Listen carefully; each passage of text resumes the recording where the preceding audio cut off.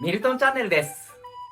今日はコスパの高いアンペアタイムのリン酸鉄リチウムイオンバッテリーを使って初心者でも2分で組めるサブバッテリーシステムを構築しました。その組んだ後の映像がこちら。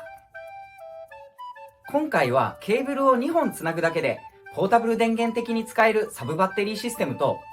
走行充電器を使って車中泊で連泊もできる本格的なサブバッテリーシステムの2種類を組みましたが、どちらもコスパ高く組めることが分かってかなり楽しかったです。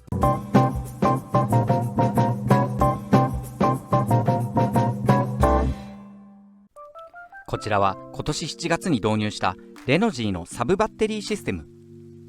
リン酸鉄リチウムイオンバッテリーに走行充電器、Bluetooth モジュールを組み合わせて使えば、スマホやタブレットでも電力管理ができるとても素晴らしいバッテリーなのですが、高性能高機能であるがゆえにお値段が若干お高め。 12V クーラーを連泊で快適に使うために追加で導入した 50A の走行充電器と合計 200Ah のバッテリーを合算すると Amazon の最安値で計算して19万3800円。これは同クラスの電力のポータブル電源と比較するとコスパは高いので、そういった意味では使いやすいのですが、今回はもっと安く気軽に導入できるサブバッテリーを使うことにしてみました。今回私が検討したのはアンペアタイム社の 12V リン酸鉄リチウムイオンバッテリーシリーズ。こちらは通常のものとヒート機能のついた自己加熱のものがあるのですが、今回は通常のものをセレクト。 12V クーラーを連泊しても快適に使えるバッテリー容量が 200Ah のもので2つに絞りました。この2つ一見すると同じ電力容量で違いがないように見えるのですが、一度に使える電力に差があり、通常のものが最大電力 100A まで使えるのに対し、 200Ah プラスの方は最大 200A まで電力が使えるようになっています。私の使用している 12V クーラーは起動時に最大 75A ほど使用することもあり、あまりギリギリで使用したくなかったこともあって 200A プラスの方を選ぶことにしました。内容物はバッテリー本体、そして製品一覧、バッテリーのマニュアル、そして製品パンフレット。これはかなり詳細に書いてあります。そして取り付け金具。初心者向けの操作ガイドがついているのが特に気に入りました。私のように技術者でもないようなものにとっては、このようなバッテリーの接続の仕方ですとか、絶縁テープの巻き方、そして配線の仕方等もこのように詳細に記載されていますので、取り付けにあたってはこれを参考にすると安全に取り付けることができるので非常に安心です。この製品は縦 23.5 センチ、横約51センチ、高さ22センチと結構大きめではあるのですが、私の所有している 12V クーラーは 200Ah ぐらいは容量がないと快適に連泊できないので、こちらの製品を選んでみました。こちらのバッテリーは重量約 22.5kg とかなり重めな方なんですが、重さで例えると大きい米袋約2袋分なのでギリギリ持てない量ではありません。このように取っ手がついていますので力はいりますが、ギリギリ運べない重さではありません。今回はアンペアタイム社から出ている家庭用の電源で充電できる充電器も使ってみます。これがあると気軽に充電できます。リン酸鉄リチウムイオンバッテリーの専用の充電器で 14.6V で 20A の充電ができるような製品になっています。実はこの充電器だけで2万円弱と少しお高めなのですが、安価な鉛のバッテリー用の充電器を代用して充電すると、バッテリー内部に致命的な損傷を与えて、最悪の場合1回の充電でバッテリーが使えなくなることもあるそうです。今回はそういった事態に陥らないようリン酸鉄リチウムバッテリー専用の充電器を使います。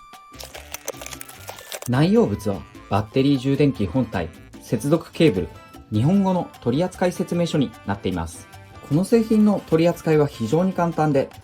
電源ケーブルを挿して使用するだけです。こちらの充電器には加熱保護、充電器内部の温度が75度に達すると充電器は自動的に充電を停止するような保護機能が働いていたりですとか、出力短絡保護、充電器内部でショートをした場合に自動的に出力電流が遮断される機能がついていたり、また逆極性接続保護、これはプラスとマイナスを万が一間違って取り付けた時にも自動的に電源が切れてくれます。こういった保護機能があることによって、私のような電気にあまり詳しくない方にも取り扱いやすいような製品になっています。充電できているか否かに関しては、充電インジケーターによって確認できるようになっていて、この LED ライトの色によって充電できているか否かがわかるようになっています。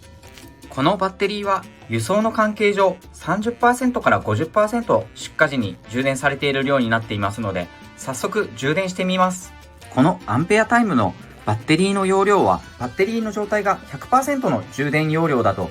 13.5V、そして 99% だと 13.4V、90% だと 13.3V、バッテリー容量が 70% だと 13.2V、バッテリー容量が 40% だと 13.1V、容量が 30% だと 13.0V と、このようにざっくりとしたような形ではありますが、テスターを使えばバッテリーのおおよその充電残量がわかります。テスターを使って電圧を測定してみます。13.17V。このバッテリー容量換算表で言うと、13.1 と 13.2 の間で70から40となっておりますので、約 50% から 60% 充電されているような感じだと思います。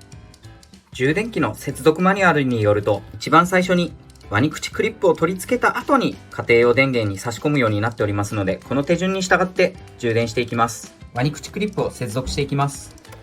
次に充電器を接続していきます。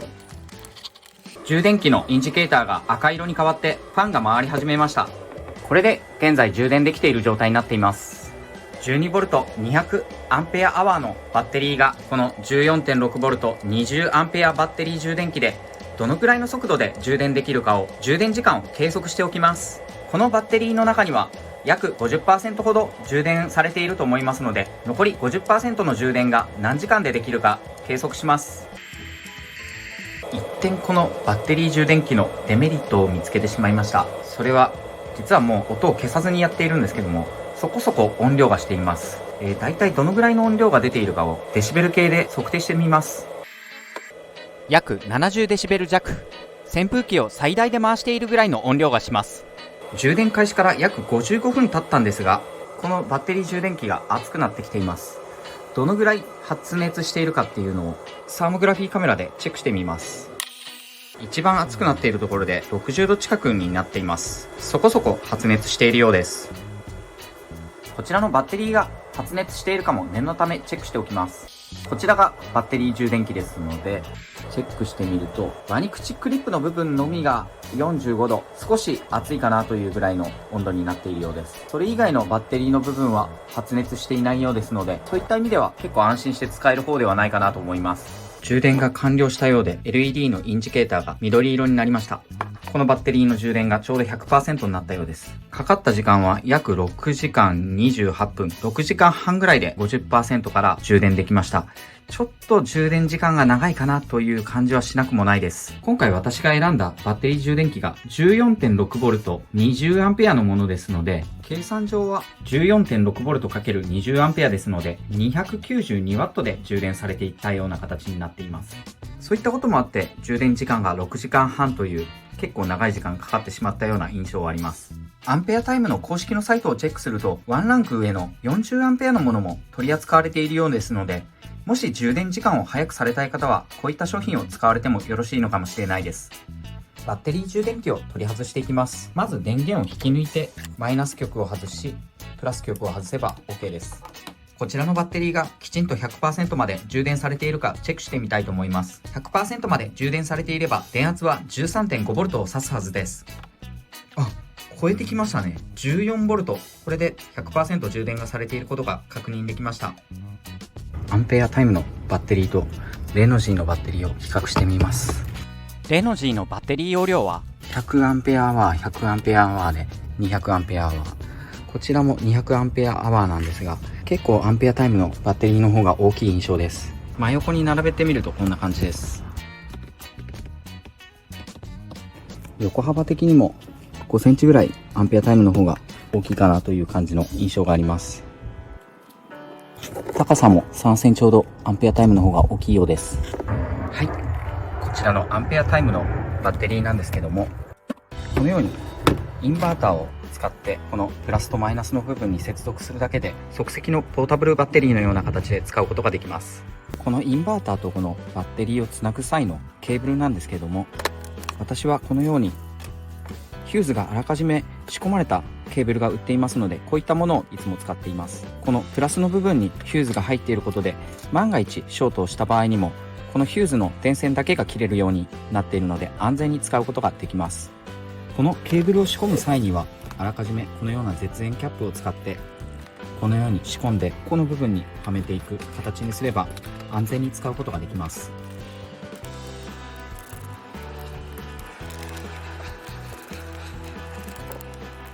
プラス部分もマイナス部分も接続できましたので、インバーターの電源を入れてあげれば、これで電源が使えるようになりました。このインバーターは制限範インバーターなので、パソコンですとかそういったものに全て対応して充電することができるようになりました。こちらのインバーターのケーブルに使っているこのヒューズは替えのヒューズもついているので、そういった意味では安心してすぐに使うことができます。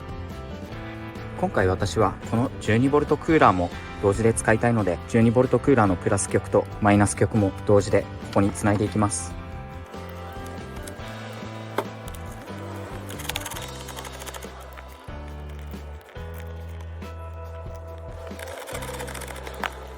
これで両方とも接続できましたので、インバーターとクーラー両方とも使えるようになりました。時刻は20時13分。車内の気温は 28.8 度、湿度 54%。ちょっと蒸し暑いのでクーラーをつけたいと思います。動かす動力はアンペアタイムの 12V200 アンペアアワープラスの製品です。クーラーつけます。暑いな。風量 62% ぐらいで回しています。前回施工してここの部分にご指摘いただいたので、このように絶縁させていただきました。やっぱり涼しいな、クーラーがつくと。今日はこのアンペアタイムのバッテリーと大橋産業制限範 400W インバーターを使ってシガーソケットの部分から電源を取って、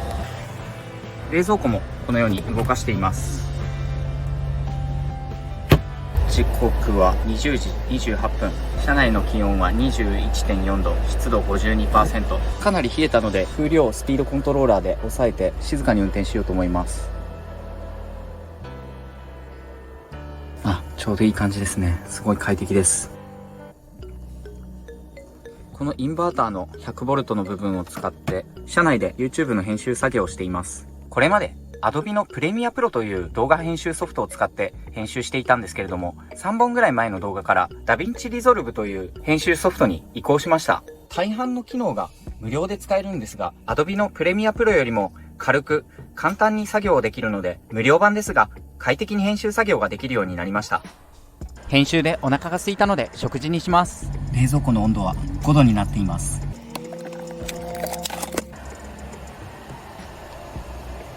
今日はノンアルのチューハイとサラダチキンをいただきます。いただきます。美味しい。ちょっと行儀悪いですけど、このままかじりながら食べたいと思います。美味しい。ハーブのサラダチキン美味しいです。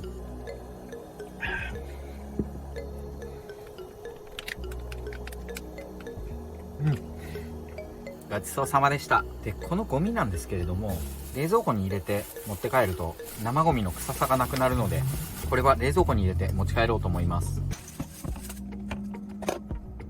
念のためこのバッテリーが熱を持ったりしていないかっていうのをチェックしてみたいと思います。インバーターはちょっと暖かくなっているのが感じるんですけども、こんな感じですね。バッテリーは冷たいままですね。触ってみた感じでも常温な感じなんで、私がこうやって手を置いてしまうとこの熱が伝わって手形がつくんですけれども、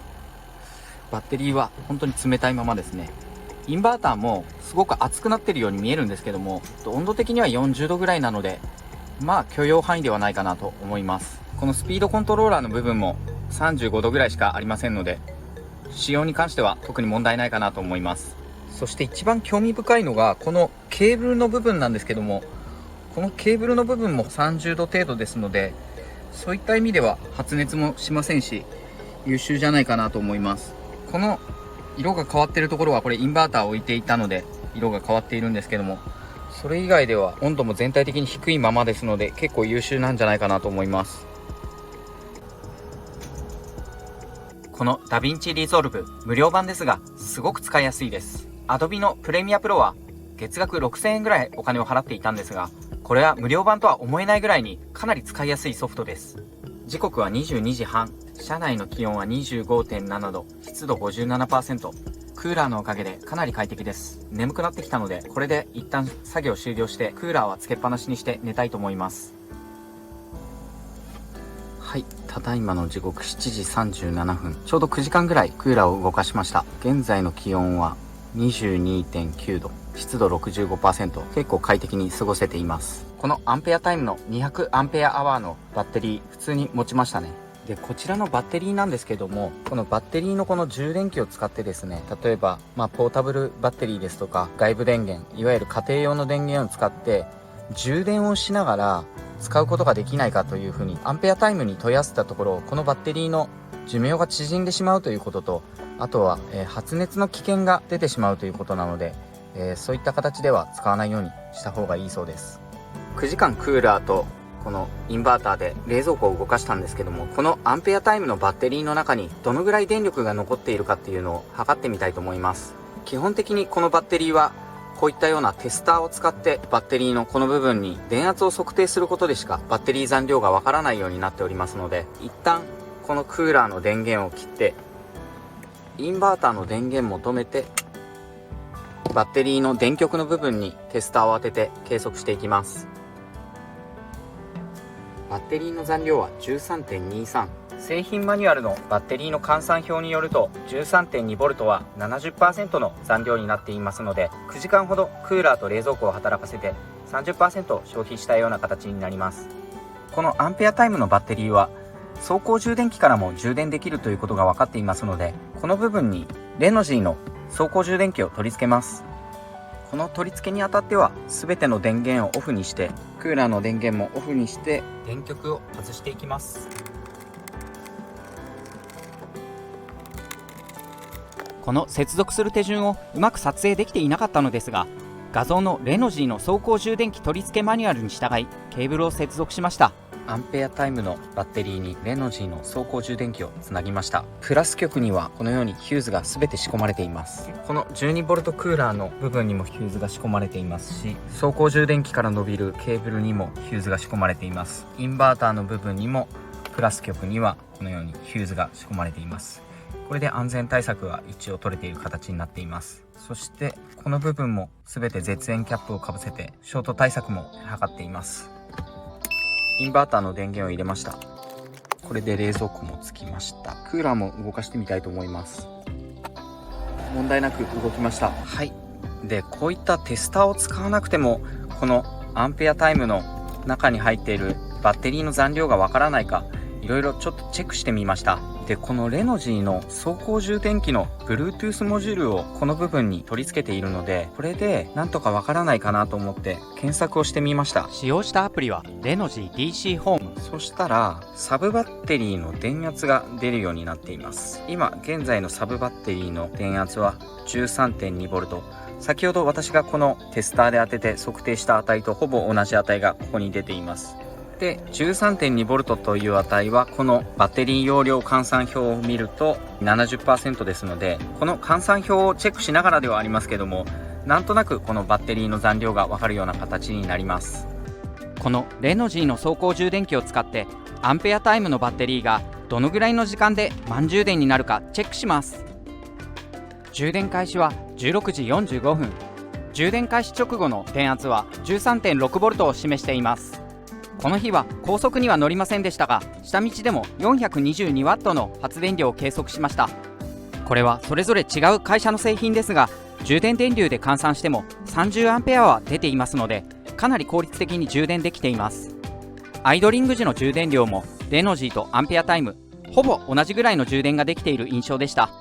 最終的に充電が完了したのが18時32分。サブバッテリーの電圧は 13.5V。 バッテリー換算表によると 100% の充電です。約1時間45分で 30% の充電ができた計算になります。この充電速度もレノジー純正バッテリーとほぼ変わらない印象でした。これらの製品